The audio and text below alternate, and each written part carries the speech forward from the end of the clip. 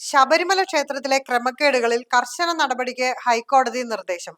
അഷ്ടാഭിഷേകം ഉൾപ്പെടെയുള്ള പൂജകളുടെ നടത്തിപ്പിലും സാമ്പത്തിക കാര്യങ്ങളിലും വലിയ തോതിലുള്ള ക്രമക്കേടുകൾ നടന്നതായുള്ള വിജിലൻസ് റിപ്പോർട്ടിന്റെ അടിസ്ഥാനത്തിലാണ് ഹൈക്കോടതി നിർദ്ദേശം നൽകിയത്.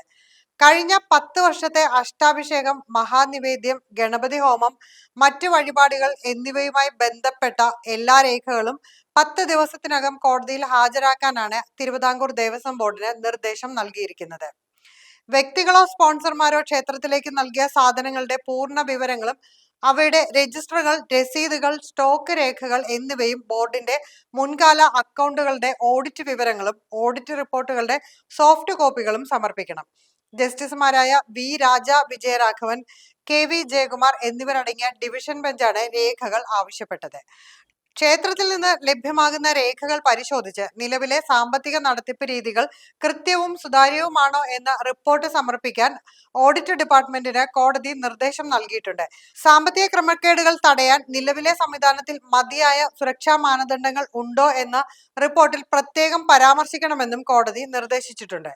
മെയ് 18-ന് കോടതി പുറപ്പെടുവിച്ച ഉത്തരവിലും അഷ്ടാഭിഷേക പൂജകളുടെ നടത്തിപ്പ്, സാധനങ്ങൾ വാങ്ങിയ വകയിൽ തുക ഈടാക്കുന്ന രീതി എന്നിവയിലെ ഗുരുതരമായ പ്രശ്നങ്ങൾ ചൂണ്ടിക്കാണിച്ചിരുന്നു.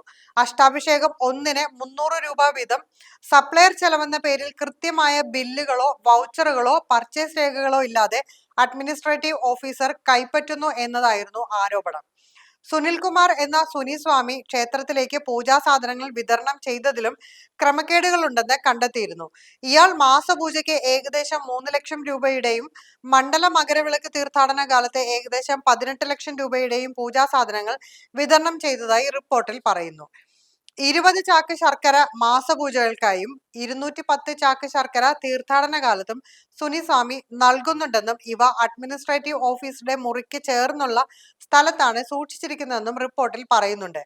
ദേവസ്വം ബോർഡിന്റെ ഉത്തരവ് പ്രകാരം സാധനങ്ങൾ നൽകുമ്പോൾ ഫോം നമ്പർ 3-ൽ രസീത് നൽകുകയും പ്രത്യേക നിവേദ്യ രജിസ്റ്റർ സൂക്ഷിക്കുകയും വേണമെന്നും നിർബന്ധമുണ്ടെങ്കിലും ഇവയൊന്നും പാലിച്ചിട്ടില്ല. വിജിലൻസ് ഓഫീസർ പരിശോധിച്ച പർച്ചേസ് ബില്ലുകളിൽ കടകളിൽ നിന്നുള്ള യഥാർത്ഥ ബില്ലുകൾ ഉണ്ടായിരുന്നില്ല. പകരം അളവുകൾ മാത്രമാണ് ഉണ്ടായിരുന്നത്. ക്ഷേത്ര ഫണ്ടിൽ നിന്ന് പണം കൈപ്പറ്റുമ്പോൾ കൃത്യമായ ബില്ലുകളും വൗച്ചറുകളും ഹാജരാക്കേണ്ടത് അനിവാര്യമാണെന്നും കോടതി നിരീക്ഷിച്ചിരുന്നു.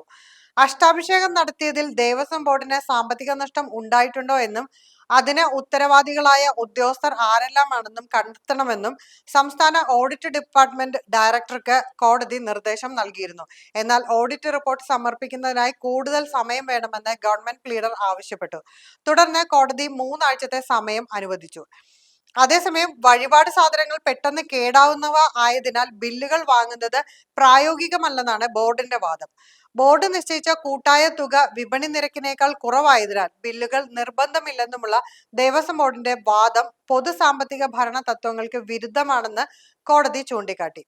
ആവശ്യമെങ്കിൽ ദിവസേനയുള്ള പർച്ചേസ് നടത്തി ബില്ലുകൾ കൃത്യസമയത്ത് സമർപ്പിക്കാനുള്ള ബദൽ സംവിധാനങ്ങൾ ബോർഡിന് ഉണ്ടാക്കാമായിരുന്നുവെന്നും കോടതി ചൂണ്ടിക്കാട്ടി. കേസ് വീണ്ടും ഈ മാസം 19-ന് പരിഗണിക്കും.